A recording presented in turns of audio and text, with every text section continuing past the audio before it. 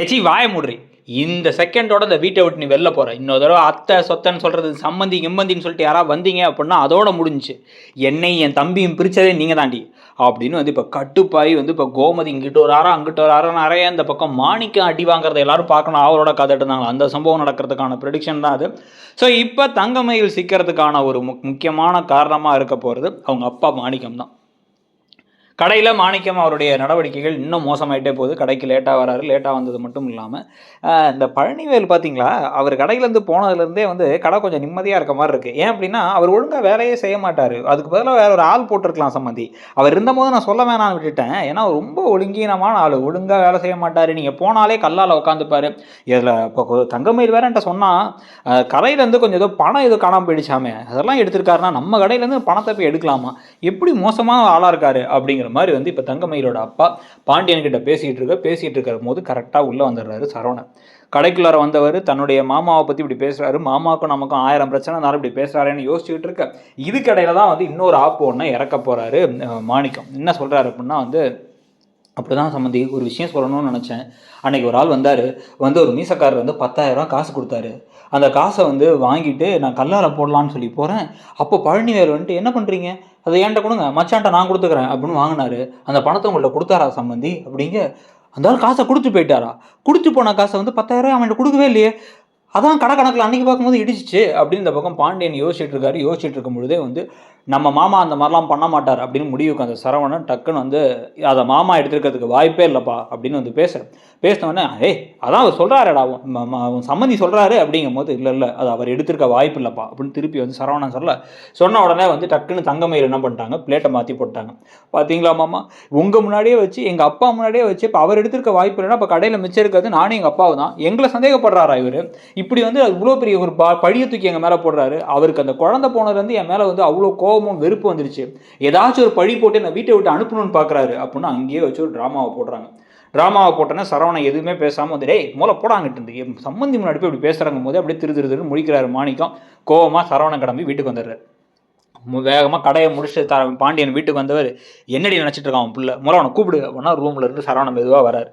சம்மந்தி அவர் வயசில் பெரியவர், உன் பொண்டாட்டியோட அப்பா, அவர் மேலே போய் திருட்டு பழி போடுற மாதிரி வந்து பேசிக்கிட்டு இருக்க. என்ன நினச்சிட்டு இருக்கா மனசில்? அந்த பழனிவேல் தான் எடுத்தாங்கிறது நமக்கே தெரியும். அதனால தான் நான் அன்றைக்கே சொன்னேன், இந்த கடையில் இந்த வீட்டிலேயே திருட்டு பழக்கம் உள்ளது இந்த பழனிவேலுக்கும் இந்த கதிர்பயலுக்கும் மட்டும்தான். கதிர்பய கடைக்கு வரல, அப்போ எடுத்தது பழனிவேல் தான் அப்படின்னு பேசும்பொழுதே கடுப்பாயிட்டார் சரவணா. அப்பா இல்லைப்பா அப்படிங்க. என்னடா இல்லைப்பா, உனக்கு இப்போ இந்த பிள்ளை மேலே உனக்கு எப்படிடா வெறுப்பு?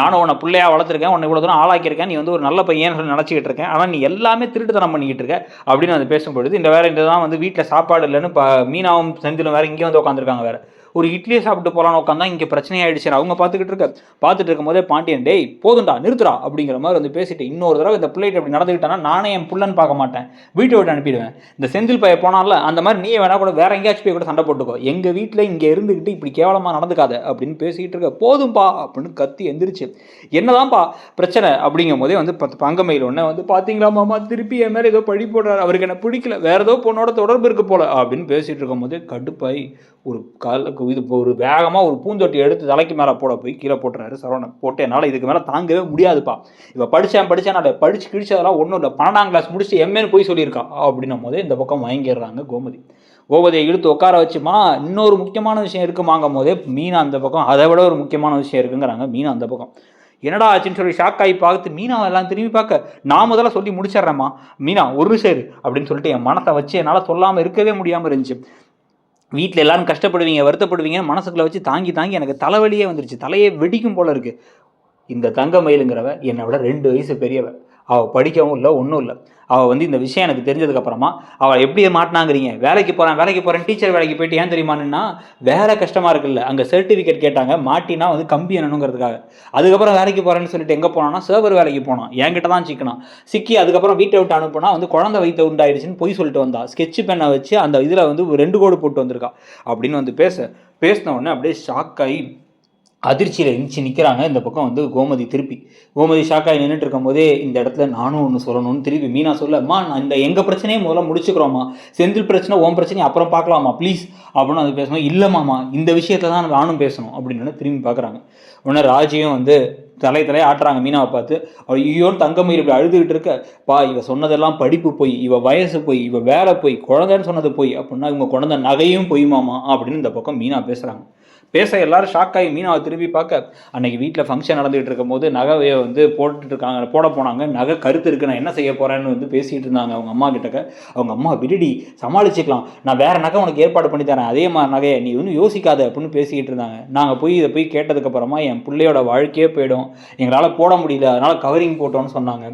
அந்த நகையும் போய் அப்படின்னு ஒன்று அப்படியே கோவமாக திரும்பி பார்க்குறாங்க கோமதி. நாங்கள் உன்ட்ட கேட்ட மாதிரி உன்ட்ட நகை கேட்டோமா அப்படின்னு சொல்லிட்டு குடுன்னு போயிட்டு என்ன பண்ணுறாங்க, உள்ள பீரோக்குள்ள போய் ஒரே ஒரு நகை இருக்குது, அந்த நகையை எடுத்து வராங்க. மொத்தமாக பேங்க்ல இருக்க நகையெல்லாம் எடுத்து வர போடா சரவணா அப்படின்னு எடுத்து வந்து பார்த்தா எல்லா நகையும் கவரிங் கருத்து போய் கிடக்கு, 4 பவுனை தவிர. உடனே அப்படியே அது வந்து யாருக்கு போட்டோன்னா சரவணனுக்கு போட்டது. எல்லாத்தையும் எடுத்து தூக்கி போட்டு, நகையே நான் கேட்கல, வரதட்சணை கேட்கறதோ அதெல்லாம் வேணான்னு சொன்னோம், உங்கள் அம்மா தான் திமிருக்கு இது பண்ணிச்சு, உங்கள் அம்மாவை அப்பா வரவை அப்படின்னு உடனே வர வைக்க இங்கே உள்ளார அவர் வர வந்த போதே வந்து அப்படியே பார்த்துட்டே இருக்காங்க கோமதி, அப்படியே கோவமாக இப்படி இந்த புலி மாதிரி பார்த்துக்கிட்டு இருக்காங்க. உள்ளார மாணிக்கம் வராரு. மாணிக்கம் வரும்பொழுதே வந்து, என்னம்மா தங்கமயில நீ அம்மா அழுதுகிட்டு இருக்க, என்ன பிரச்சனை மாப்பிள்ளை, நீங்கள் சும்மாவே இருக்க மாட்டீங்களா மாப்பிள்ளை, ஏன் மாப்பிள்ளை என் புள்ள மேலே இப்படி ஒரு வெறுப்பை கொட்டுறீங்க, அவள் பாவம் ஒரு அப்பாவி அப்படின்னு பேசி இப்படி திரும்பி, என்ன சம்மதி இது, உங்களை நம்பி தானே வீட்டுக்கு அனுப்பணும், நீங்கள் கேட்க மாட்டீங்களா அவங்க பிள்ளைகிட்டக்க அப்படின்னு இப்படி திரும்பும் போது பாண்டியன் அது வரைக்கும் பார்த்தோன்னு சப்புன்னு விடுறாரு. மாணிக்கம் கொய்யாவது காதில் ஒன்றும் கேட்கலாம், அப்படியே அப்படி ஷாக்காகி தெரியும் பார்க்க, மனுஷனாயா நீ எல்லாம், சொன்னதெல்லாம் போய், வீட்டுக்கு நகையை போய், வயசு போய், படிப்பு போய், வேலை போய், வயிற்று இருக்க குழந்தை போய், கடலையில் திருட வேறு செஞ்சுருக்க சரவணா, அதை வேறு பார்த்துட்டு வந்துட்டு எனக்கு தெரியும்ப்பா அப்படின்னு திருப்பி சொல்கிறான் கத்தி.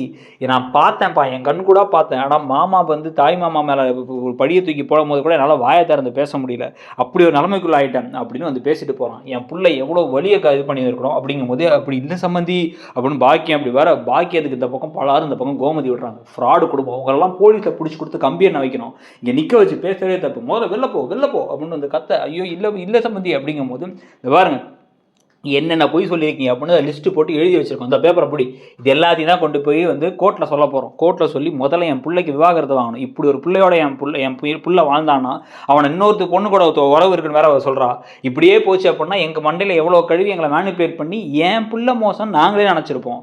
கடைசியில் நல்ல வேலை நான் இந்த இடத்துல தப்பிச்சிட்டோம், நாங்கள் இதுக்கப்புறம் உங்கள் பிள்ளைங்க இருக்கக்கூடாது, உங்கள் பிள்ளைக்கு எங்களுக்கு சம்மந்தம் கிடையாது, போலீஸ் கேஸ் வேணுமா இல்லை வீட்டை விட்டு போகிறீங்களான்னு முடிவு பண்ணிக்கங்க அப்படின்னு வந்து வீட்டை விட்டு துரத்துற மாதிரி ஒரு சம்பவம் நடந்தால் கரெக்டாக இருக்கும். ஒரே சமயத்தில் எல்லா விஷயங்களும் சிக்கி தங்கமயிலுங்கிறவங்க எவ்வளோ பெரிய ஃப்ராடுங்கிறத மொத்தமாக தெரிய வரும் குடும்பத்துக்கு. அப்படி தெரிய வராமல் இது மட்டும் கனவுன்னு இருந்துச்சு, இல்லை வந்து சரவணன் சொல்லலைன்னு இருந்துச்சு அப்படிங்கிற மாதிரி இருந்தால் செம கடுப்பாயிடுவாங்க. அதுலேயும் பாதி விஷயம் மட்டும் தெரிஞ்சு இன்னுமே இந்த விஷயம் மட்டும் பெண்டிங்கில் இருக்குது அப்படின்னு வந்து புதுசாக ஒரு கதையெல்லாம் கொண்டு வராமல் மொத்தமாக இப்போதைக்கு வெளில அனுப்பிட்டு அதுக்கப்புறம் வேறு எப்படி திருப்பி சேர்க்க தான் போகிறாங்க. அதை வேறு மாதிரி அவங்கெல்லாம் ரொம்ப வருத்தப்பட்டு கெஞ்சி கூப்பாடு போட்டு அப்புறமா சேர்ற மாதிரி இருந்தால் பெட்டர்.